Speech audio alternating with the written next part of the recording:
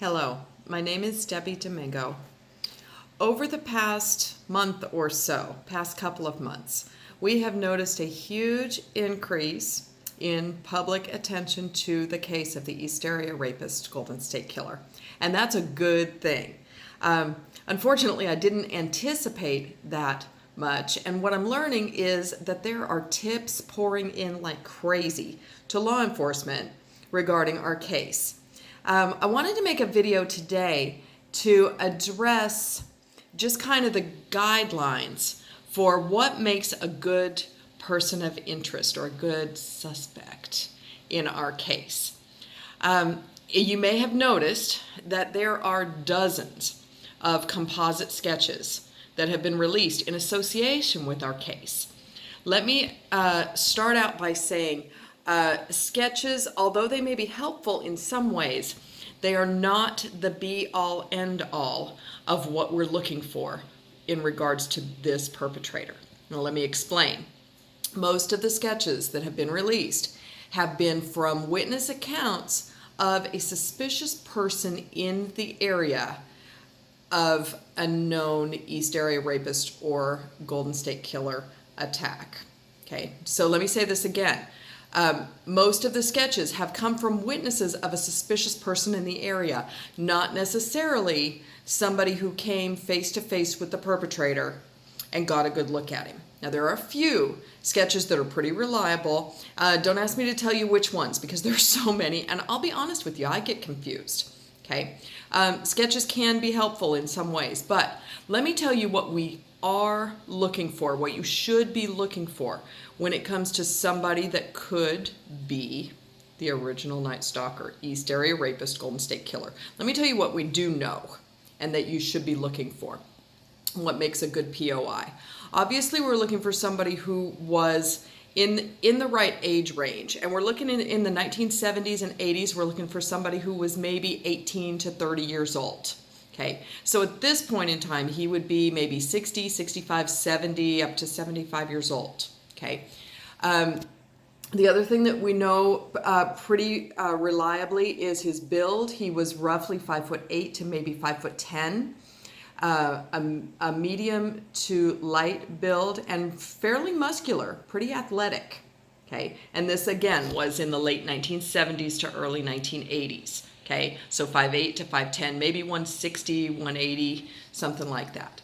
Okay, we look for geographical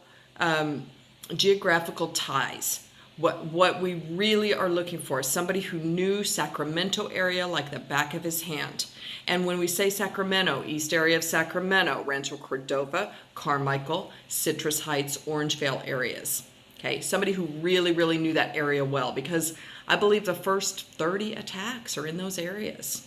Okay, we also look for somebody who had reason to be and maybe either lived or worked in the areas of Santa Barbara County, Orange County in Southern California, Irvine, Ventura, and also reasons to be in some of the other areas in the Northern California area: Modesto, Stockton, San Jose, Contra Costa County, Walnut Grove, Danville, Concord, these places. Okay, so geographical ties are pretty important. Now, do we have to check off a list and say, oh, he had a reason, he worked in every single city? No, we don't. But we need somebody who had reason to spend time in those areas. Okay, so those are the first two things I would say: physical build and geographical ties. Okay, now also we look for somebody who would have had some skills, some pretty specific skills. The ability to, number one, be out all night stalking, prowling, committing his crimes without being suspected. So maybe he had a night job, or maybe he lived alone. You never know. Okay, the skills we look for: being able to blend in high class areas. So somebody who looked upper middle class, somebody who was probably relatively clean cut, respectable looking. Okay, now we do have some long hair descriptions, So don't worry too much about hairstyle.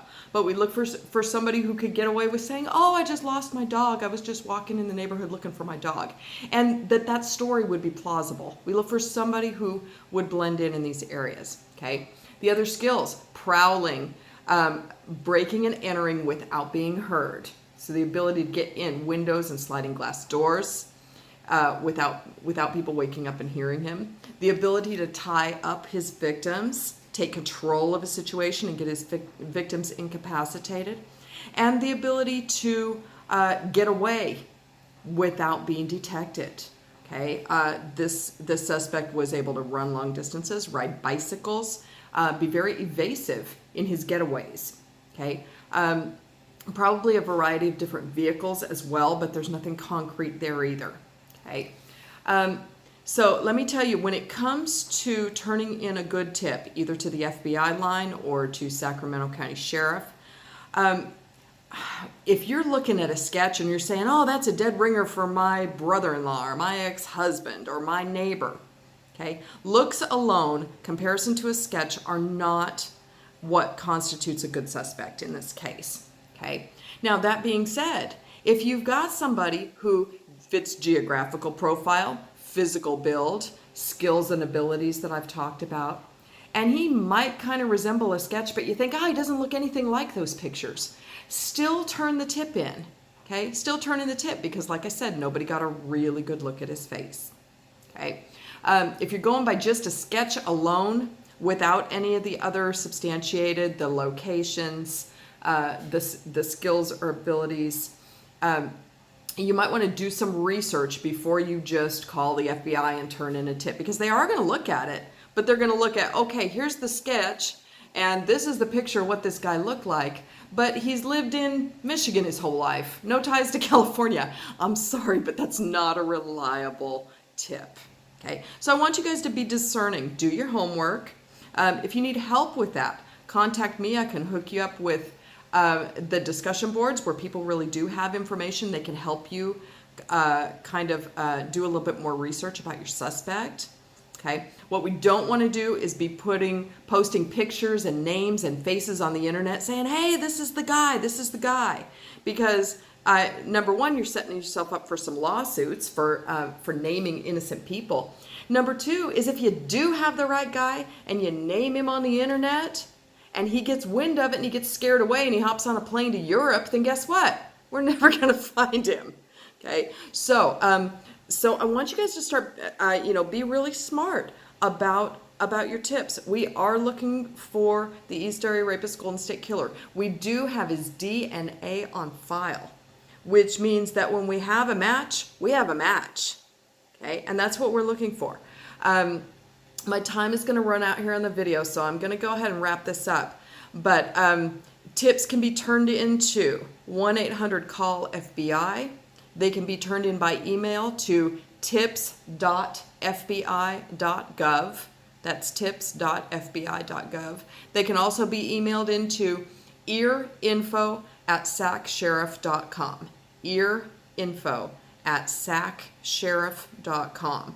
Okay, and I'll put those in the notes on this video so you don't have to remember it all right now. Like I said, if you do want to get involved in discussion, talk to people who've been following this case for a long time. There are some good forums that you can check out and become a part of. Proboards.com. There's an East Area Rapist Golden State Killer Pro Board. There's an Original Night Stalker Pro Board. It's all the same perpetrator. There's just different names. Okay.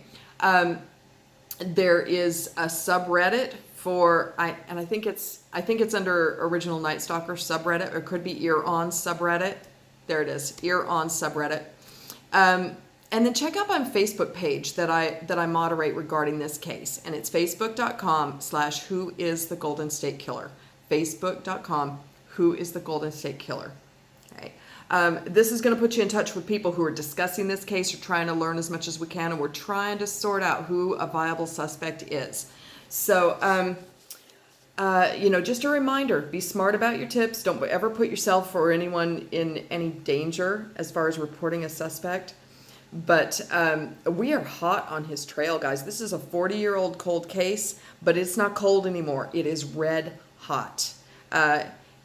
Golden State Killer, if you're out there listening to this, I hope that you're nervous because your days are numbered. I want to thank everybody out there who's paying attention to our case. If you're just learning about the case, welcome. We're glad that you have gotten wind of this and that you're willing to help us find this horrible, horrible criminal. So I'm going to sign off for now. Thanks for watching, liking, subscribing, sharing. I hope I don't sound like anybody too familiar. But please jump in and get involved because we need all the help we can get. Thank you all so much. God bless you. Bye-bye.